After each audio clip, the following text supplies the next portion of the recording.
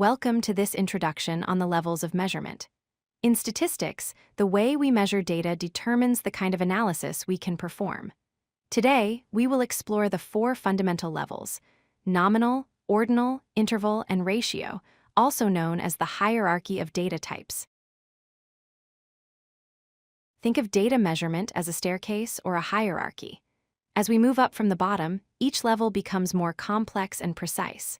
We start with the simplest form, nominal, then move up to ordinal, then interval, and finally, the most precise level, ratio. Each step up retains the properties of the level below it, but adds a new layer of information. Let's start at the base with the nominal level. The word nominal comes from the Latin word for name.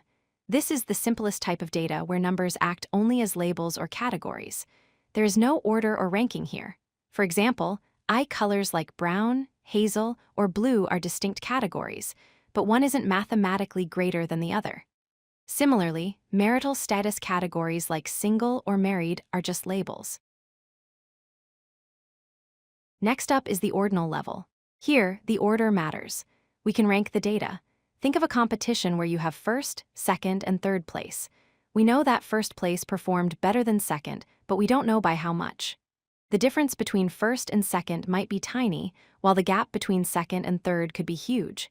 Survey responses like satisfied, neutral, and unsatisfied are also ordinal. There is a clear progression, but the intervals between them aren't necessarily equal.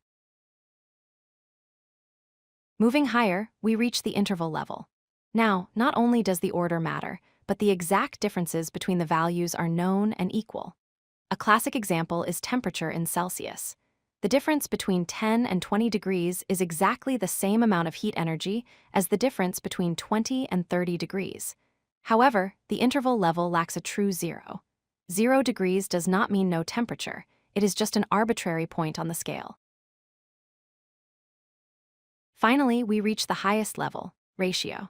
This level has all the properties of the interval level, plus one critical feature, a true 0 point. A true zero means the complete absence of the variable. Height, weight, and money are perfect examples. 0 centimeters means no height. $0 means no money. Because of this absolute zero, we can make meaningful ratios, like saying one person is twice as tall as another, or one item costs double the price of another. The distinction between interval and ratio often confuses students, so let's use the true zero test. Ask yourself, can I say one value is twice as much as the other? With temperature in Celsius, saying 40 degrees is twice as hot as 20 degrees is scientifically incorrect because the zero is arbitrary. But with height, 40 centimeters is absolutely twice as long as 20 centimeters. If the ratio makes sense, you are likely dealing with ratio data.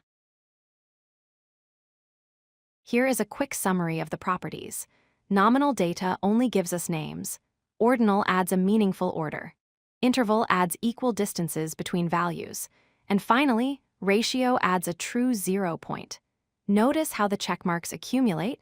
This confirms that ratio data is the most information-rich type of measurement.